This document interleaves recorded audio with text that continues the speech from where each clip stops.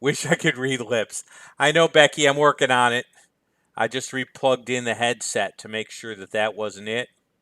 And I'm going to go back into the mixer panel and make sure that there's no problem. I detect sound on my end, and it looks pretty good. So I know that I'm getting something here. Um, Wait, there you go. Okay. Yeah, sometimes the USB mic loses contact just briefly. Um, and so I have to replug it in. Hey, there you go. Okay. Yeah, it's a good headset. It's what I got.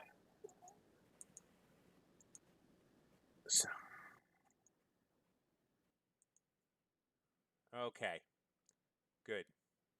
I'm hearing myself too, which is a little difficult. So I'm going to go to audio properties so I don't hear myself. There we go. Monitor off. Okay. That should not allow me to hear me. It should, but that's where we all are. So let me get this pulled down and get this pulled up.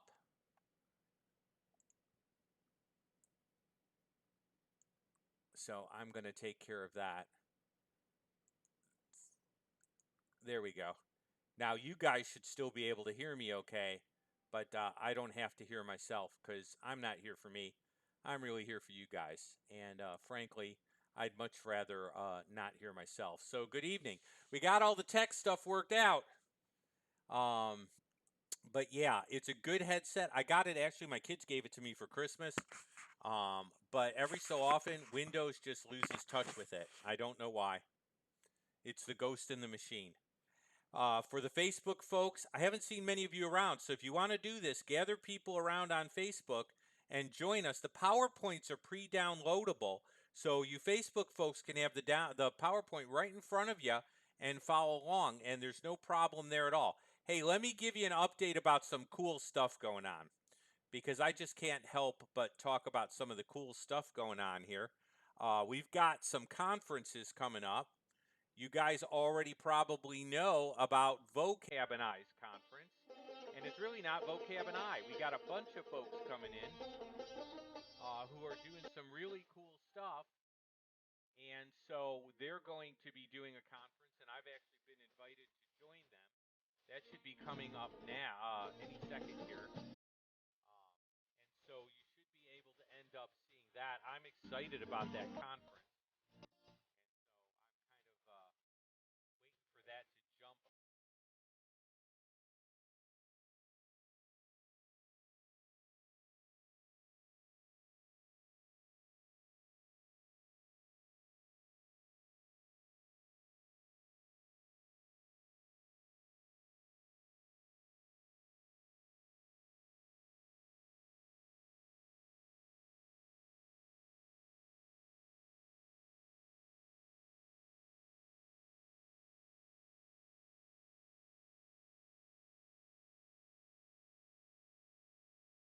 Nothing like watching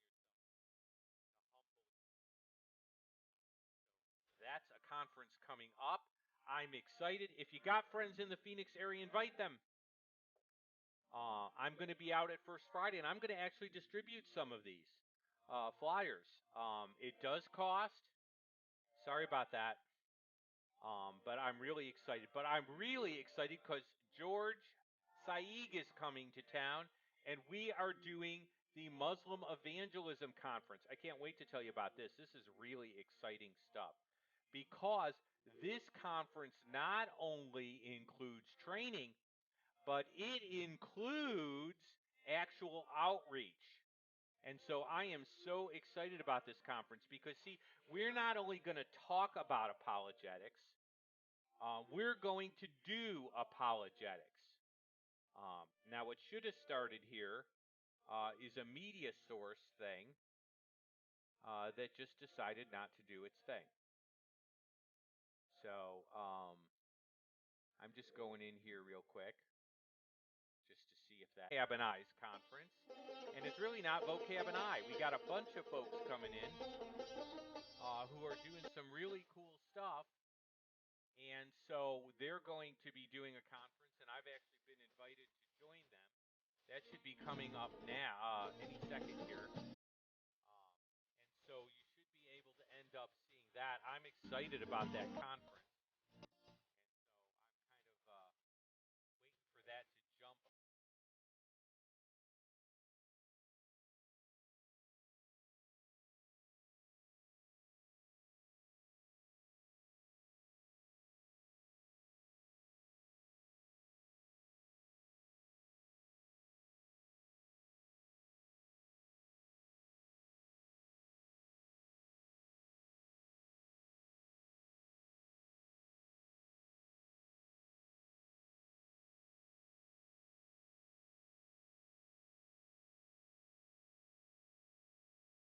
Nothing like watching That's a conference coming up. I'm excited. If you got friends in the Phoenix area, invite them. I'm going to be out at First Friday, and I'm going to actually distribute some of these flyers. It does cost. Sorry about that. But I'm really excited. But I'm really excited because George Saig is coming to town, and we are doing the Muslim Evangelism Conference. I can't wait to tell you about this. This is really exciting stuff because this conference not only includes training, but it includes actual outreach. And so I am so excited about this conference because, see, we're not only going to talk about apologetics, we're going to do apologetics. Now, what should have started here is a media source thing that just decided not to do its thing. So I'm just going in here real quick just to see if that helps. There we go. And that should be coming up. And I am so excited. George is going to be doing it. I'm hoping to get some of the young people from Hillside to go out to the Arab American Festival. Blog only appears on the website. It does not appear on YouTube. So if you want some blog reading, you got to go to the website, and you can always end up connecting with us via Chosen People. I do more than just the chosen people, but I don't do less than just the chosen people. So that's just me trying to do apologetics and a little more. Let's move into tonight's lesson because I want to get us going. You should see the first slide up there very shortly. And with this, I can just start moving down and just move through the slides now. And that should work well. And I can see your comments. By the way, might be a little short tonight, but I'm leaving time for Q&A because this is an important topic. Let me tell you just how this topic started. This topic started because Vocab called me during our church rummage sale and said, hey, look, I had a guy on that talked about the Hebrew roots, but this is really your wheelhouse. And so you really ought to be doing something. And this is where I'm writing my dissertation. He said, have you ever thought about actually addressing this because there isn't so much good material out there? He said, I want to encourage you to actually delve in and deal with this. So here we are. Tonight is an introduction to the good, the bad, and the ugly when it comes to the Hebrew roots movement. And so we're going to get started now. This is just going to be laying the groundwork. This is going to be several topic series because this is a complicated thing. And we're going to be dealing with a lot of questions. And so it's kind of important that you hang out. Everything's always posted if you miss it. But get folks to listen to this. There's a lot of Hebrew root stuff out there. Some of it is just really bad. And so we need to deal with this tonight. This is up and coming. We're going to discuss Neo-Galatianism. And really, this takes several forms. So let me start clicking us through here and getting us going. Okay? Now, the first thing you need to know, and you're going to see it come up, is this material is part of a dissertation I'm doing, which means that the dissertation has not been fully accepted yet. and I'm working to get that done and to graduate, but it also means that this is copyrighted material and the university has some vested interest in this. And so I got to just warn you, intellectual property is really important here because now we're dealing with work that I'm going to have published, but we're also dealing with work that the university is going to be publishing with my name on it. So I put the caveat up there. Um, Folks, I try not to steal. I borrow clips to comment on other people. I've used some music and I'm trying to clean that up, but really, we as believers need to be careful about intellectual property, and the university again has a vested interest. So I love being cited.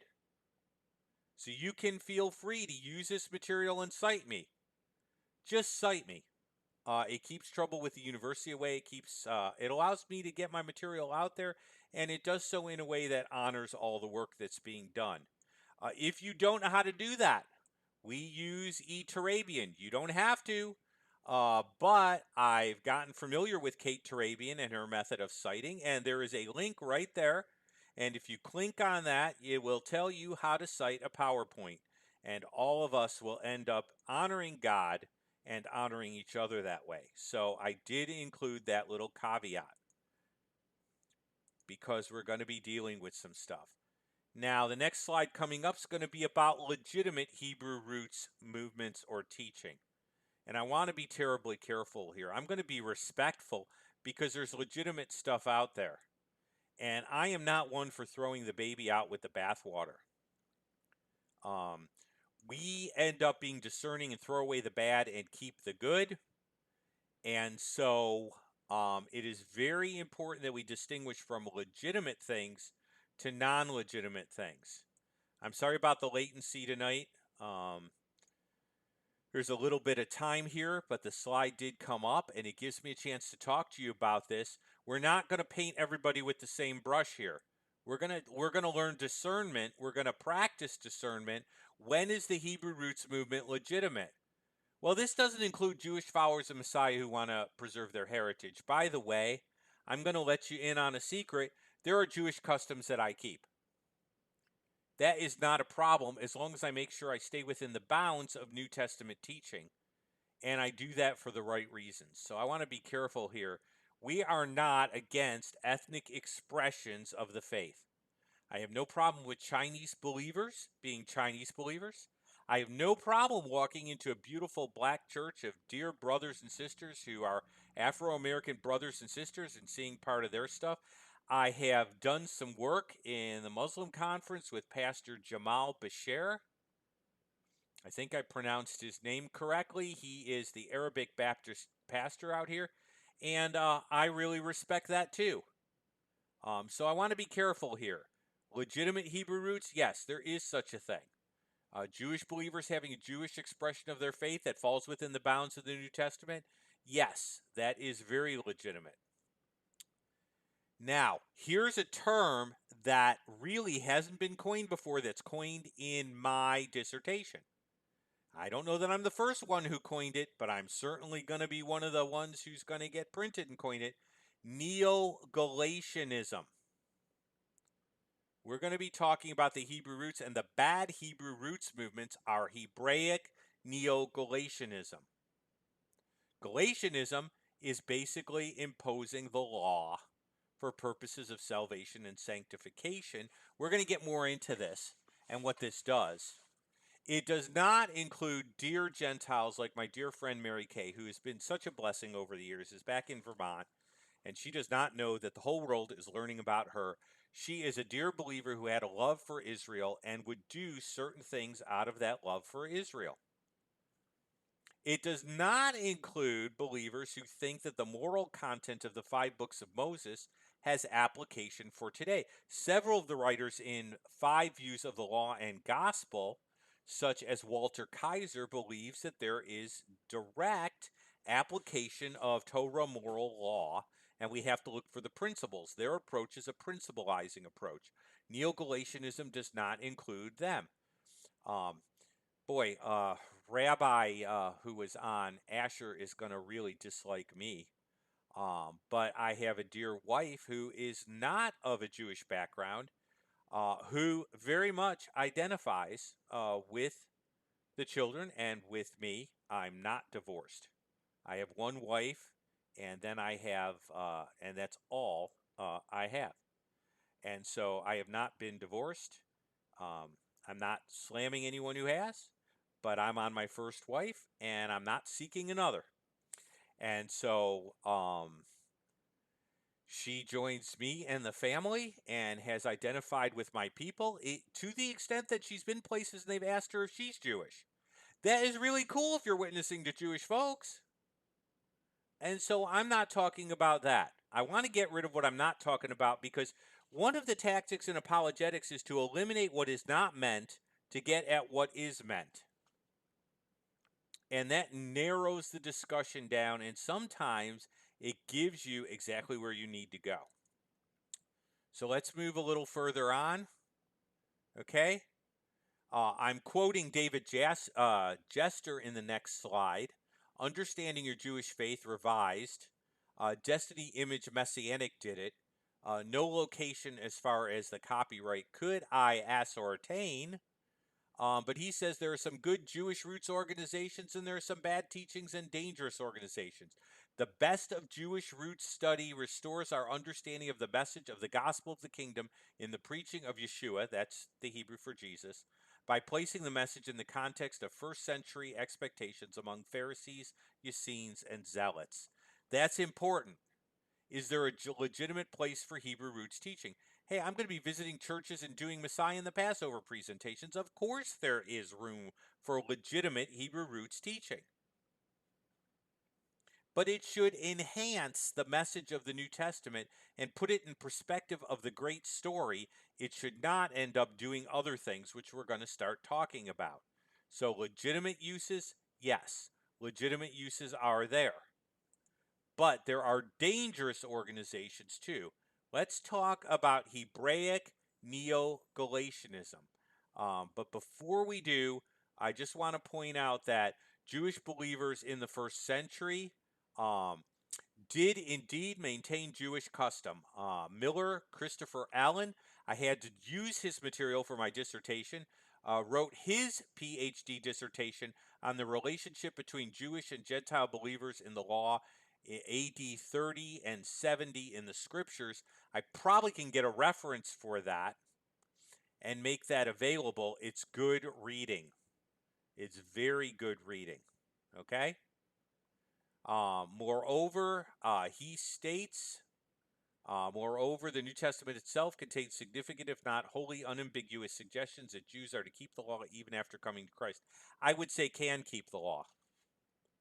The vigorous debate over whether Gentiles who believe ought to be circumcised and keep Jewish law, to which Acts 15:13 through 21 gives a negative answer, would make little sense unless both sides assumed Jewish believers were going to maintain custom. Okay, so I've done that.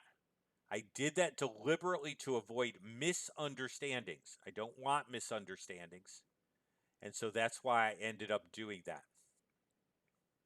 Because I have pastors come to me and say, well, it is illegitimate. Well, I'd say, no, it's not illegitimate. There are illegitimate things, but what Jewish believers keep in customs is exactly what was understood in the first century. By the way, when we get further into this, we'll discuss how the church viewed how they should relate to each other, Jewish and Gentile believers. Okay, let's talk about the bad side here. Okay? You should see the slide change in a few minutes. We're going to use some abbreviations here. You're going to learn some technical language here. Hebraic Neo-Galatianism is the term that I have coined for these movements that are destructive or negative. Hebraic because it's related to Jewish custom, Neo-Galatianism because it's a new form of Galatianism. The old form of Galatianism had to do just with salvation. This has to do with the law and sanctification and acceptance with God after salvation. So I call it Neo-Galatianism. Okay? One law groups and Hebrew roots movement groups that do not recognize a change in relationship to the Torah. Neither do they recognize the idea that the spirit of Torah, which Jesus referred to as the two greatest commandments, are implemented in a unique way during this present era, given the nature of the church. Let me break this down for you and dissect it. Okay? One law movement. Now, I don't usually name names. Okay, but we're going to be interacting with them. I don't know if there's been repentance, but Tim Hague comes to mind. Problematic.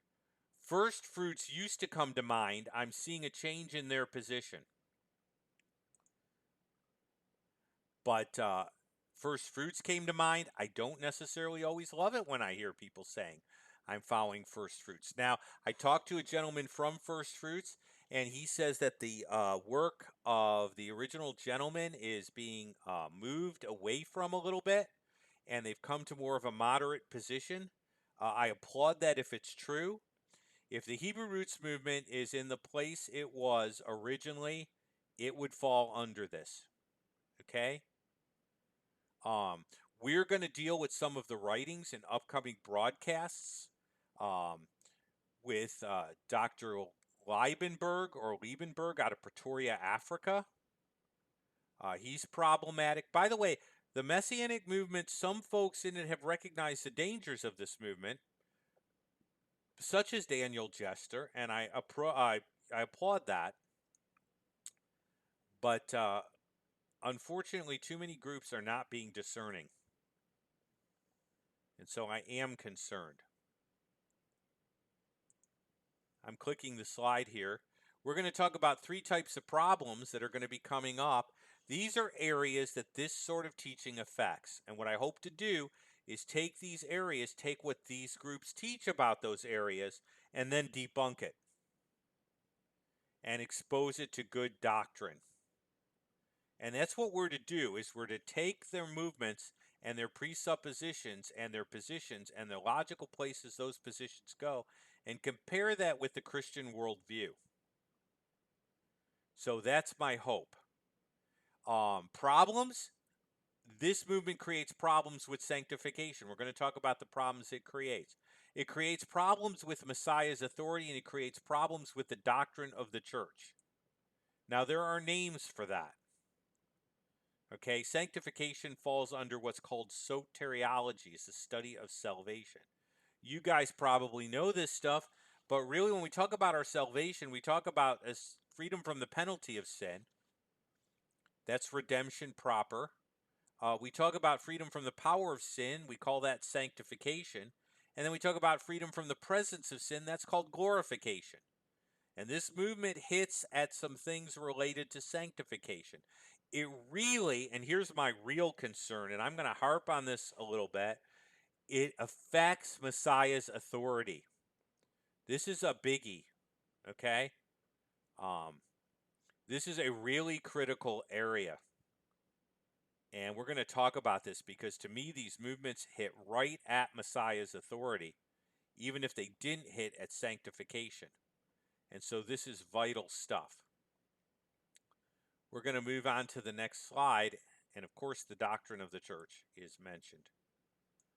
Okay, and let me click this. Okay, we're going to talk about the problem that this produces with sanctification. And I'm going to actually quote Liebenberg, and everything's cited the way it's cited in my dissertation. So you can go back where there are links, and if those links are still up, which I trust they are, you can go back and look at his material. Everything quoted will be substantiated. I'm not going to say people didn't say things that they didn't say. I'm going to be very clear as to what they said and where I got the idea from. Because I don't want to misrepresent anybody, which, by the way, as apologists, we should strive never to do. We should seek to represent people correctly and then deal with the error. Okay? Here's the problem with sanctification. Under these Hebrew roots movements that are negative, these Hebraic neo-Galatianistic movements, salvation, which provides freedom from the penalty of sin, is through Jesus alone. However, sanctification requires the law. Now, did you catch that? Hey, Star, good to see you in the house. Did you catch this? Because this is very important here. Salvation would still be argued to be by Christ, but sanctification is Jesus plus the law. And that's very, very important. I'm just going to type a quick hello. Well, maybe I'm not. My two-finger typing technique.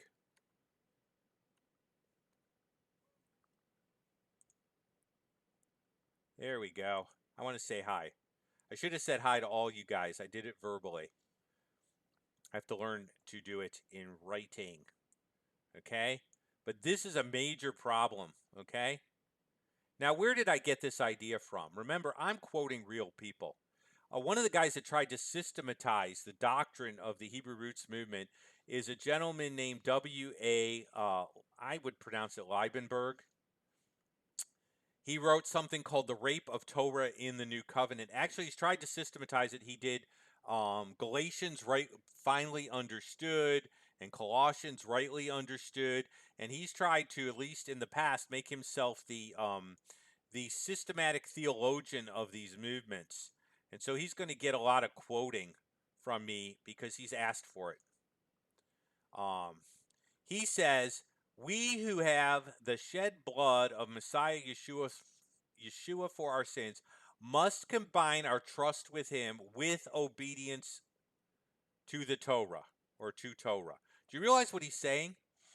That while you're saved by Jesus, you need to combine that with obedience to the Torah to be okay with God and to be growing in sanctification. Now, that's really problematic stuff, folks. Okay? I'm going to give you a clue. Jesus plus anything is minus Jesus. Okay? This is really problematic stuff. This is adding works to grace for the purpose of sanctification. Now, we're not talking about not obeying the law. We're going to end up, we're not talking about not obeying Jesus. We're talking about is strict adherence to the Jewish forms in the law, or of the law would be better, necessary for me to grow in sanctification and the likeness of my Lord Jesus. Okay? But that's what he's saying. He's saying Jesus plus the law equals sanctification. Okay? Let's see another problem with this. Now, this is ecclesiology. It's going to be coming up. Now, when I say ecclesiology, I mean the doctrine of the church universal. Okay? We all recognize, as you guys do, look, you're all from different local churches, right? But we have a bond in Jesus and we're part of his universal body. And so we call that ecclesiology. What does God say about the body of Messiah in general? And how does this affect that? So there we go. Issues. These movements make the church a physical theocracy instead of a body. Now let me go ahead and in the writings of Liebenberg, we'll see that the civil aspects of the law are still applicable to the church. Now let me warn you, okay, there are people called theonomists out there. Bonson, who is a very well-known Reformed writer, is a theonomist. Now, I'm not painting all Reformed people badly, okay?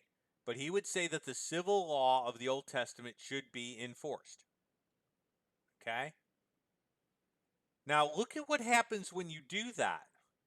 By applying the penalties for civil law for theocratic Israel to the church, the proper role of Torah in relation to the church is skewed, leading to the potential misuse of the Pentateuch within the canon of Scripture. The misapplication of the civil aspects of Torah would allow state-church confusion that dominated the Middle Ages.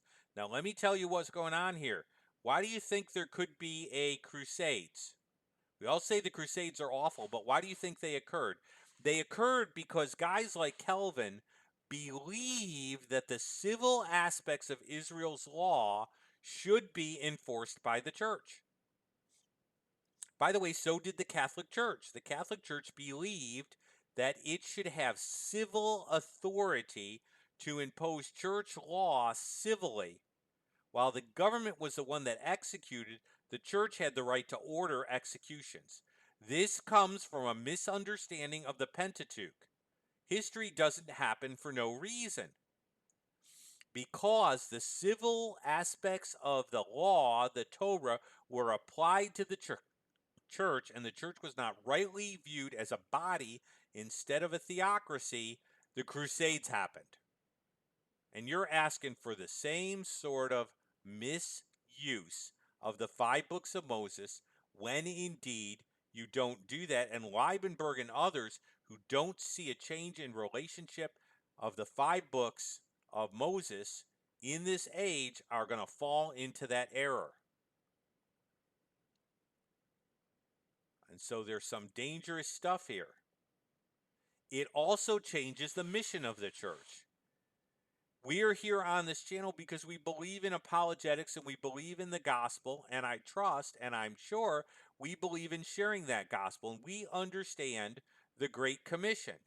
But this changes the mission of the church. And so the Great Commission becomes something else. Now, I'm going to go ahead and quote a different writing. I'll tell you where it comes from. It should be coming on in a minute.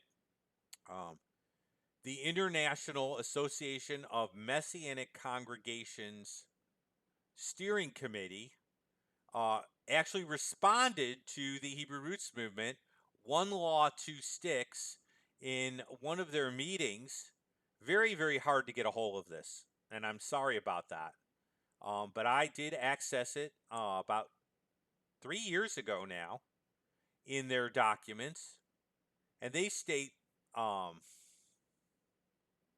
and they're responding, okay, to the Hebrew Roots Movement, which states that the Great Commission is to bring the world into Torah observance. Is that the purpose of the Great Commission? Is the Great Commission simply to bring the world into external adherence with the 5 books of Moses? This is problematic. The Hebrew, Hebraic, Neo-Galatianist movement's misuse of the law results in a skewed understanding of the church's role in the world. This is most notable in their understanding of the church's purpose as missional. The Great Commission commands the church to make disciples, not just a theocratic Jewish nation. In other words, the Great Commission was not designed to make everybody follow Jewish customs. That was not the purpose of the Great Commission. This is super, super important stuff here because this skews the Great Commission. We're going to see how, we're going to see their arguments. But if the purpose of the Great Commission is just to bring everybody into adherence with the 613 laws contained in the 5 books of Moses, it is not the same Great Commission that's being given in the New Testament. This is important stuff. Is Jesus God and our Lord? This is an area that is really critical for me with these movements. We're going to touch on what Ebionism is. Okay, but Ebionism was an early heresy in the church and is very closely related to some of this stuff. And really, really dangerous stuff here. The idea of these groups is that the new covenant is just a renewal of the covenant given by Moses. It's not a new covenant, it's a renewed covenant. I cringe when I hear language like that. Okay? I was on a broadcast. I had a fellow guy at Chosen People who is also into apologetics. He's got kind of a bigger banner than I do there. Good guy, young guy. And he was conversing, and someone said Jesus didn't teach anything new. He only gave meaning to the 5 books of Moses. So all he was a commentator on the 5 books of Moses. Okay? Jesus' person and authority is lessened to a mere interpreter of the law of Moses or a prophet who proclaims the reinstitution of the law of Moses under these movements, because the new covenant is not really new in any substantial way. And this strikes at Jesus' authority, and it strikes at his position. So let's talk about the Ebionites. probably a group you've never heard of before. The Ebionites were an early heresy composed of Jewish believers of the 2nd through the 4th centuries. They believed in the messianic character of Jesus, but notice what they denied here when the slide comes up, because these movements really are a movement towards a return to Ebionism. And when I hear these, if I start seeing signs of the other things there, then I know I'm dealing with an Ebionite. Okay? They believed Jesus was Messiah, but they denied his divinity and supernatural origin. They denied the divinity of Messiah, and they denied his virgin birth. They observed all the Jewish rites. They used the gospel according to Matthew, which they said was written in Aramaic or Hebrew, but they rejected the writings of Paul as apostate. By the way, I ran into one of those gentlemen who started commenting on the video I did on Rabbi Asher, and he's a modern-day Ebionite. He was warning me against the writings of Paul. Okay, these movements get terribly close, and I would say, while they aren't Ebionism itself, this is the road there. By the way, if you want to know where I got the description of the Ebionites, it wasn't from a Gentile source. It was from the Jewish Encyclopedia by Isidore Singer. Interestingly enough. Okay. Now let's talk about some signs here that we can end up dealing with and that we can end up talking about. Now remember, I did leave time for Q&A. And I'm also leaving a little time here because we're just starting here. We're going to take some of their arguments apart and we're going to look at them. Okay? Anything that lessens Jesus as God come in the flesh and therefore the Lord of the Torah and the greater Moses is wrong theology. I don't care where you hear it. Anything that makes Jesus less than the master and God of Torah and the greater Moses, okay, and that's what Hebrews is talking about. One greater than Moses is wrong theology. Okay? It is just that simple. We're going to talk about their arguments and we're going to debunk them, but you need to understand that that's just a basic rule of thumb. And I'm concerned about anything that makes less of Jesus. Remember, Zion's banner exists to make much of Messiah, and anything that makes little of him is bad theology. So it's terribly important. Okay?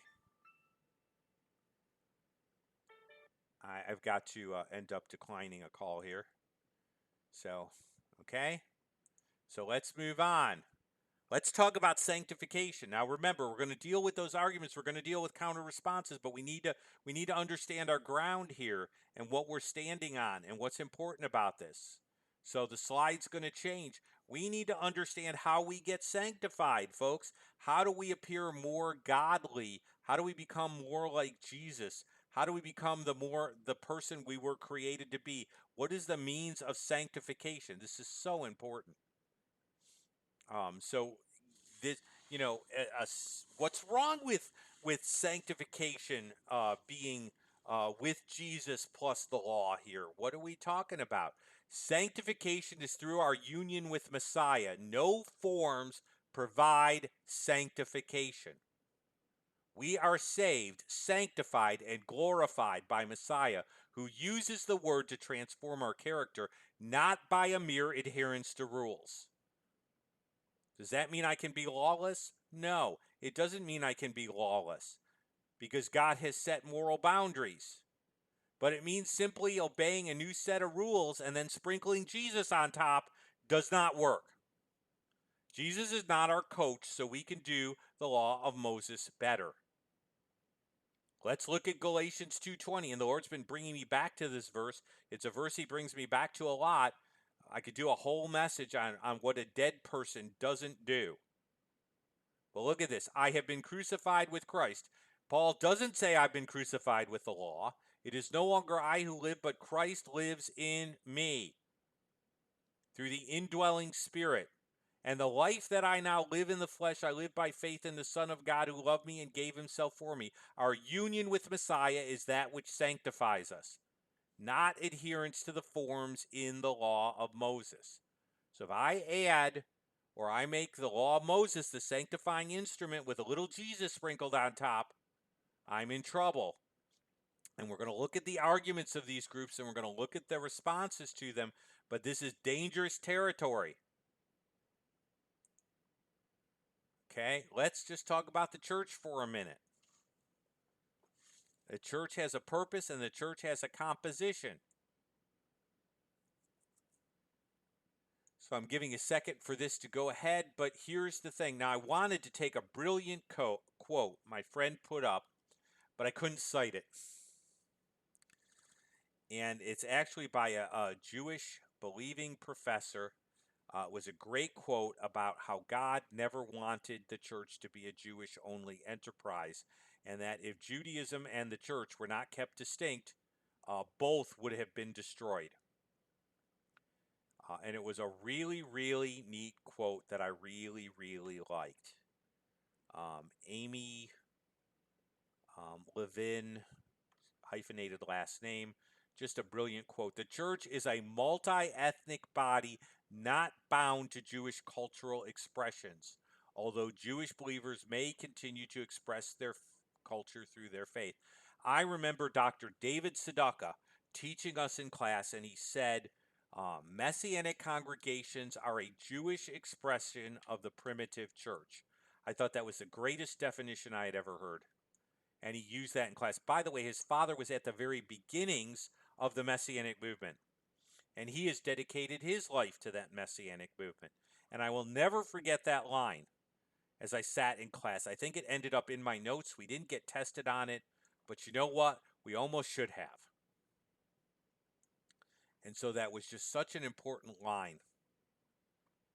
Anything which limits the church being of every tongue, tribe, kindred, and nation is a concern.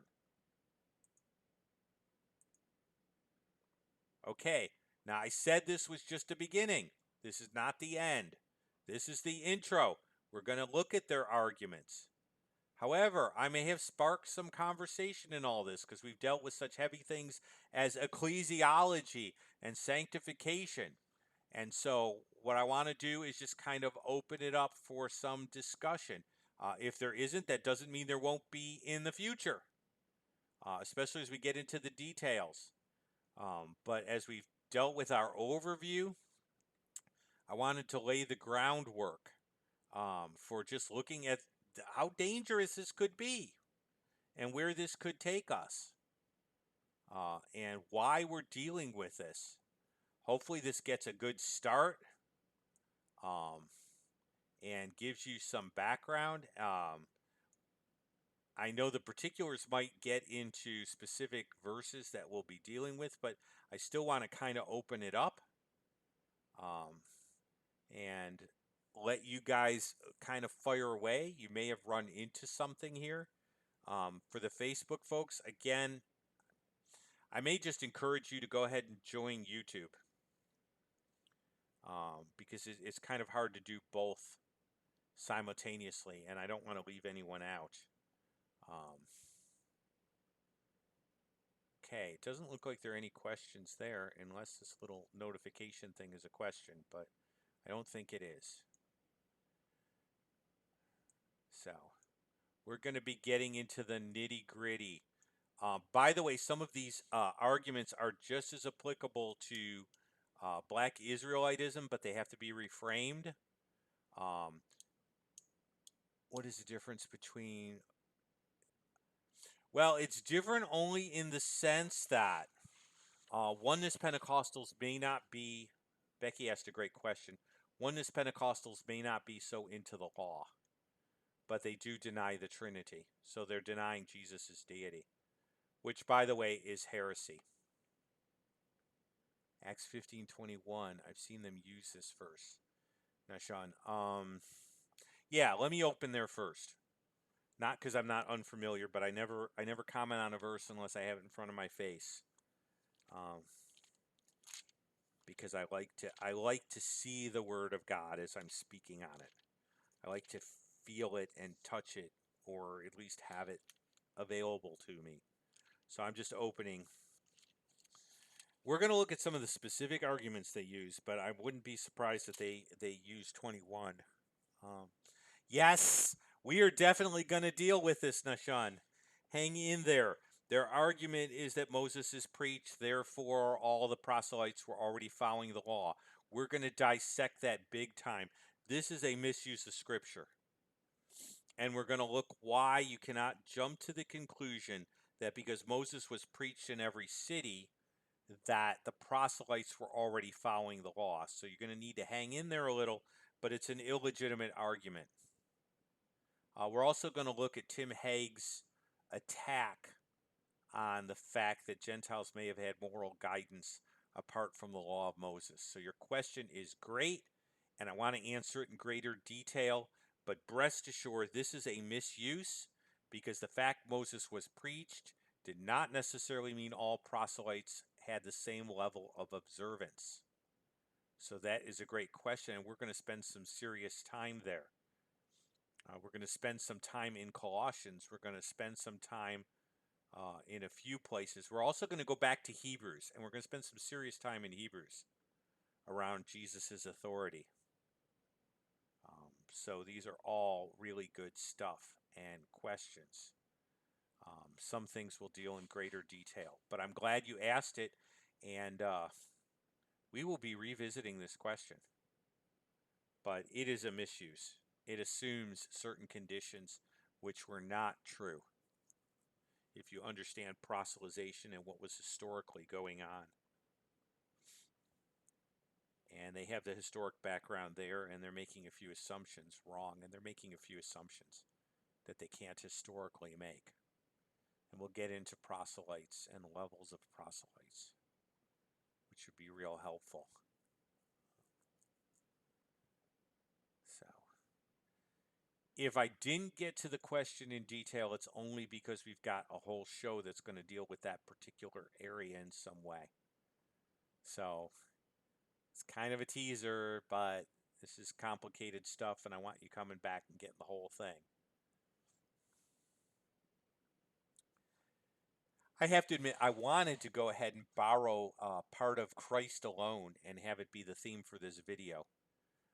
But that would have been copyright infringement to the max. And so I kind of felt like, thou shalt not steal. So I didn't do it. But it would have been great to secure that kind of permission, right? Okay, well, it looks like people are dropping off. And it was good to have the teaching.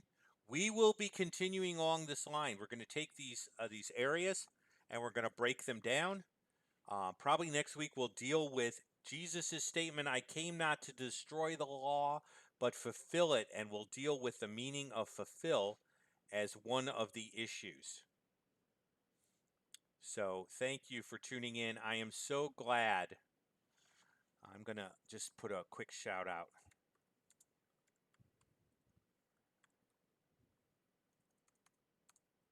Let me see if I can do this.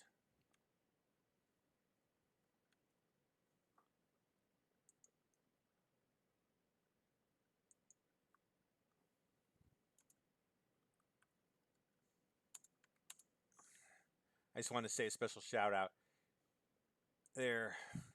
And I want to get you others. I wanted to.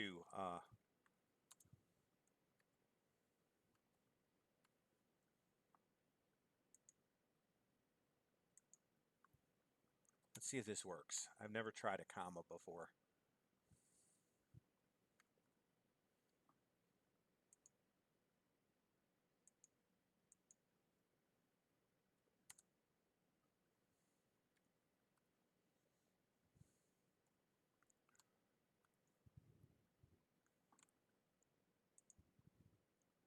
There we go.